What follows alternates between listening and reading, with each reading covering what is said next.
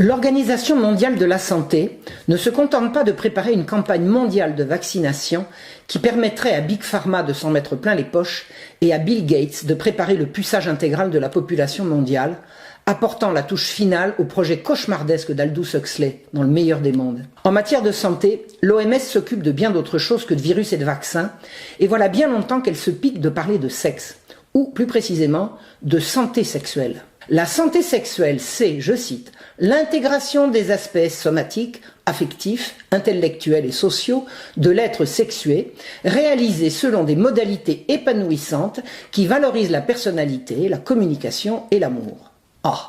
On ne voit pas bien le rapport avec la santé, mais il doit y en avoir un quand même puisqu'ils le disent. En 2002, l'OMS peaufina sa définition de la santé sexuelle. Je cite. La santé sexuelle est un état de bien-être physique, mental et social dans le domaine de la sexualité. Elle requiert une approche positive et respectueuse de la sexualité et des relations sexuelles, ainsi que la possibilité d'avoir des expériences sexuelles qui soient source de plaisir et sans risque, libres de toute coercition, discrimination ou violence. Fin de citation. Ça se précise. Il serait donc sain d'avoir des expériences sexuelles sans risque. Quel risque au fait? La violence, ça se soigne, docteur? Et c'est quoi la discrimination? Ça a un rapport avec la santé? Si l'égalité demande que tout le monde soit traité de la même manière, l'équité sait qu'il faut discriminer pour être juste. C'est en discriminant les femmes que la loi, en 1892, entendit les protéger en interdisant de les faire travailler la nuit. Et c'est au nom de l'égalité que ce principe fut aboli et qu'aujourd'hui, n'importe quelle mère isolée peut aller revendiquer de travailler la nuit. Or, depuis l'invention des droits sexuels pour tous, il n'est pas de texte émanant des cinglés qui nous dirigent qui n'exige que nous luttions contre les discriminations. Au nom de l'égalité, bien sûr. Tarte à la crème du progrès que personne ne réclame, mais que nos élites exigent de nous. L'OMS ne peut œuvrer efficacement en faveur de l'égalité des sexes et de l'équité en santé sans examiner sa propre situation à cet égard. L'organisation s'engage en faveur de l'inclusion, de la diversité et de la parité homme-femme, ce dont témoigne la nouvelle équipe de direction du directeur général qui comporte plus de femmes que d'hommes. Il y a donc la parité quand il y a plus de femmes. Cela veut-il dire qu'il faut plusieurs femmes pour faire un homme? Disons-le tout net, l'OMS est à la pointe de la promotion des droits sexuels.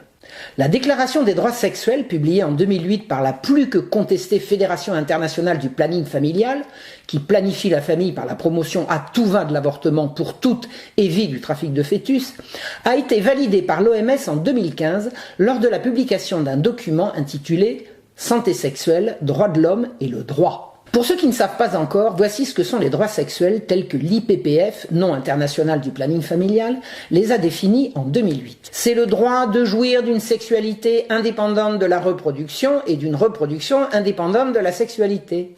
On a bien entendu. Il n'y aura plus aucun rapport entre faire l'amour et faire des enfants. Pourquoi? Parce que le sexe n'est plus le moyen de se reproduire, c'est le moyen de jouir. Toujours est-il que la sexologie allemande d'avant-guerre fit la part belle à l'homosexualité et que de ce point de vue, il est aisé de comprendre que la chose avait peu à voir avec la reproduction de l'espèce. Séparer le sexe de la reproduction et la reproduction du sexe, la chose semblait couler de source pour ces praticiens de la sodomie. Mais revenons aux droits sexuels de l'IPPF. Quand on a compris que le sexe n'est plus relié à la reproduction de l'espèce, reste à comprendre qu'il nous sert à jouir et que jouir est devenu un droit. Un droit, il y a les droits de l'homme et parmi ceux-ci les droits sexuels. Chacun doit pouvoir contrôler tout ce qui touche à sa sexualité en tenant compte des droits d'autrui et des capacités évolutives de l'enfant. À partir de 10 ans, un enfant peut donc jouir des droits sexuels, mais en tenant compte de ses capacités évolutives. Et ces capacités évolutives sont la seule restriction qu'on trouvera dans tous ces textes à l'attribution de tous les droits sexuels aux petits d'hommes à partir de 10 ans.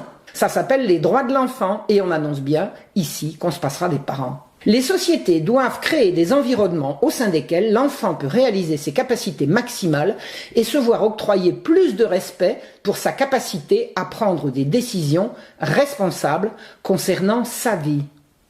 De quel genre de décision parle-t-on ici dans un manifeste pour les droits sexuels, sinon des décisions concernant la sexualité?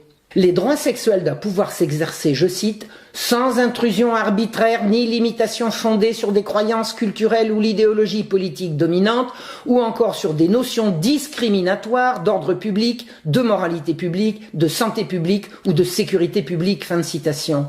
Voilà donc le programme. Pour faire valoir les droits sexuels des personnes, il faudra mettre de côté l'ordre et la moralité publique qui sont discriminatoires. Interdire une activité sexuelle en fonction de l'âge sera donc discriminatoire, donc interdit. Interdire le sexe aux enfants sera donc discriminatoire, on ne rêve pas. C'est bien ce qui est écrit. On va donc éduquer les parents à ne pas perturber les droits sexuels de leurs enfants. Donner une éducation sexuelle, notamment dans les écoles, n'est pas toujours chose aisée. La démarche rencontre souvent des résistances, motivées le plus souvent par des peurs et des préjugés. Pour être suffisamment valorisée, l'éducation sexuelle devrait devenir une branche d'examen. Une branche d'examen ? On a déjà des examens en biologie, non ? Que propose-t-on d'autre ? La masturbation, le changement de sexe, la pose de préservatif, la sodomie sans peine ? On introduit ici le mensonge de Kinsey qui prétendit « Children are sexual from birth ». Les enfants sont sexuels dès la naissance. C'est une arnaque. L'enfance est justement la période de la vie qui précède la sexualité. L'éducation sexuelle commencera dès la naissance. En quel honneur ? Et en quelle langue ? Kinsey était un pervers sexuel payé par l'Institut Rockefeller pour détruire la morale publique occidentale pour commencer et mondiale ensuite. Kinsey a fait violer des centaines d'enfants par des pédophiles pour observer les réactions des victimes et remplir les pages de son livre d'observations sur leurs prétendus orgasmes. Les objectifs de l'éducation sexuelle sont de favoriser le respect de la diversité sexuelle et des différences entre les sexes, ainsi que la prise de conscience de l'identité sexuelle et des rôles socialement associés au genre. Mais c'est ici l'introduction de l'homosexualité comme norme et de l'idée qu'on peut choisir son sexe, donc on peut en changer. Non mais l'école est-elle là pour apprendre aux jeunes à mener une vie sexuelle agréable ? On ne sait plus lire ni écrire, mais on apprend à jouir. Et ça ne s'appellerait pas de la corruption de mineurs, ça ? Voici ce que l'OMS préconise pour les tout-petits. Avant 4 ans, c'est-à-dire de 0 à 4 ans, on renseignera l'enfant sur la grossesse et la naissance des bébés. En quelle langue ? L'égalité entre les sexes, au berceau. Les différentes manières de devenir l'enfant d'une famille. Mais ça veut dire qu'on veut apprendre aux enfants qu'il y a autre chose que papa et maman, c'est quoi ça ? Informer l'enfant sur le plaisir et la satisfaction liés au toucher de son propre corps, la masturbation enfantine. Précoce. À présent, le programme pour les enfants âgés de 4 à 8 ans. La reproduction humaine, la consolidation de son identité sexuelle, fille ou garçon, pour le cas où ils auraient des doutes, pauvres gamins. La masturbation, le plaisir et la satisfaction à se toucher. Mais c'est en toutes lettres, je sais qu'on ne me croit pas, il faudra aller regarder. Les différentes conceptions de la famille. C'est quoi les différentes conceptions de la famille ? C'est pas l'introduction du mariage gay, ça ? Et les abus. On va parler des abus et dire que certaines personnes peuvent s'avérer violentes. Ah bon ? Abus égale violence ? Donc, s'il n'y a pas de violence, il n'y a pas d'abus.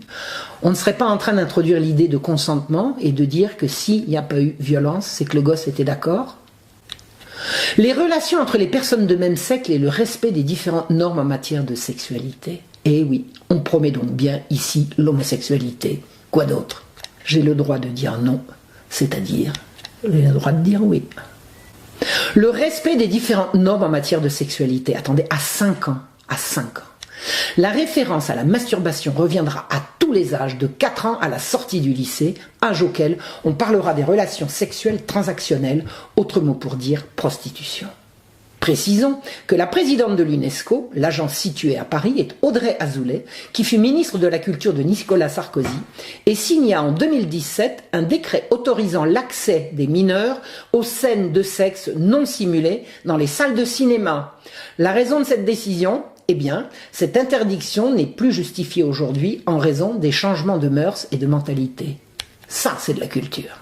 Il n'y a pas si longtemps, les gens avaient un sexe et les mots un genre. Le temps change avec la théorie du genre, la théorie du même nom. Trop de jeunes, dit-on, reçoivent une éducation incomplète et fondée sur des jugements de valeur. Eh oui, les valeurs n'ont plus lieu d'être depuis que la sexualité, c'est la santé. Et pourtant, la vie sexuelle se pratique avec des valeurs. Faut-il le rappeler, que la sexualité impliquant l'autre, c'est à ce titre que la morale ne saurait en être exclue.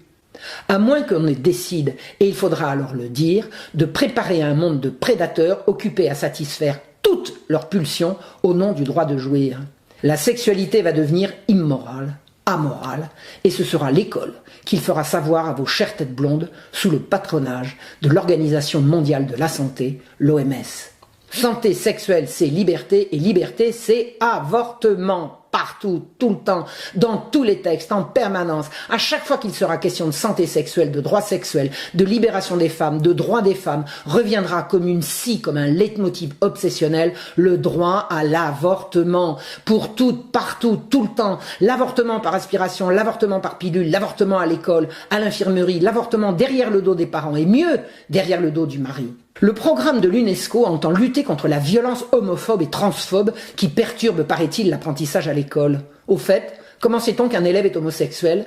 On luttera contre l'homophobie, néologisme qui voue aux gémonies quiconque ne plie pas devant les diktats d'un lobby tout-puissant qui prétend lutter contre un taux de suicide des jeunes homosexuels totalement imaginaire.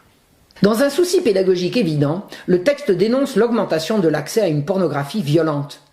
Et la pornographie non violente, ça va ? Bande de malades. On leur fera identifier des valeurs importantes que sont l'égalité, le respect et la tolérance. Mais importantes pour qui ? C'est 100% idéologique, l'école n'est pas là pour ça. On leur apprend qu'il existe des touchés corrects et des touchés non corrects et on leur demande de les lister. À 5 ans. Les enfants devront pouvoir affirmer que des gens montrent leur amour pour les autres de différentes façons, comme par les baisers, les câlins et parfois des attitudes sexuelles. De quoi parle-t-on ? D'attitudes sexuelles à des gosses de 5 ans ? Mais il y a une confusion totale. Essaye-t-on ici de dire qu'en ayant une attitude sexuelle, on montre son amour ? Les enfants n'ont pas à prendre des décisions, ce sont les parents qui le font. On sape ici l'autorité parentale à partir de 9 ans. Les parents ne sont plus là que pour conseiller. Les parents ne pourront plus s'opposer à une relation sexuelle de leur enfant avec qui que ce soit si l'enfant l'a décidé. Et l'autorité, elle a disparu. On va discuter des relations sexuelles transactionnelles. C'est bien le nouveau mot pour prostitution, non ? On pourra dire non à la putophobie, reconnaissance du travail sexuel. Ils ont 12 ans. On dit ici que faire la pute, c'est risqué, la pute ou le pute au demeurant. Sous-entendu, si vous prenez suffisamment de précautions, allez-y. Mais c'est pas de la corruption de mineurs, ça. La grossesse est définitivement présentée comme un risque, comme un mal. C'est la validation de la sexualité comme source de plaisir et non transmission de la vie. Le droit à l'adoption sous-tend le trafic d'enfants. L'ouverture à la GPA et la PMA, c'est l'arrachage des enfants aux familles, pas dans la norme. C'est ce qu'on a vu faire en Angleterre et en Europe du Nord. C'est ce qu'on voit de plus en plus apparaître en France. C'est l'horreur absolue. Voilà ce qu'affirme l'OMS en 2015 dans son guide dont l'élaboration a été financée notamment par l'Open Society de George Soros. Les parents tuteurs peuvent envoyer leurs enfants dans une école de leur choix avec des approches éducatives religieuses ou autres, mais les écoles elles-mêmes sont soumises à une réglementation par le droit national, notamment en ce qui concerne la fourniture d'une éducation sexuelle obligatoire. L'OMS est derrière toute une entreprise mondiale de corruption de la jeunesse par le sexe et une culture de mort. L'organisation soutient les droits des clandestins, des prisonniers, des transsexuels qui doivent pouvoir bénéficier non seulement des fonds publics pour des opérations de mutilation irréversibles, mais également de la modification de l'état civil. Rien ne semble devoir être oublié dans cette litanie de négation de la réalité et de total renversement des valeurs. C'est l'OMS qui, le 11 mars 2020, a qualifié de pandémie l'apparition de la Covid-19, déclenchant par le monde une réaction de panique et une atteinte sans précédent à la liberté des peuples. Quantité d'avis de médecins de par le monde nous permettent de comprendre qu'il s'agit, en interdisant l'accès aux médicaments traditionnels et bon marché qui ont montré leur efficacité, d'une gigantesque escroquerie destinée à promouvoir la vaccination de masse et le programme de puçage des populations. L'OMS n'est plus, s'il a jamais été, un organisme indépendant soucieux de santé publique, mais le bras omniprésent d'une politique criminelle promue par Bill Gates, l'ami de Jeffrey Epstein, et ce qu'on appelle désormais Big Pharma. L'OMS, organisation devenue totalement illégitime par son financement quasi privé et qui promeut partout la corruption des mineurs et la destruction de l'enfance et de la famille. Réveillez-vous.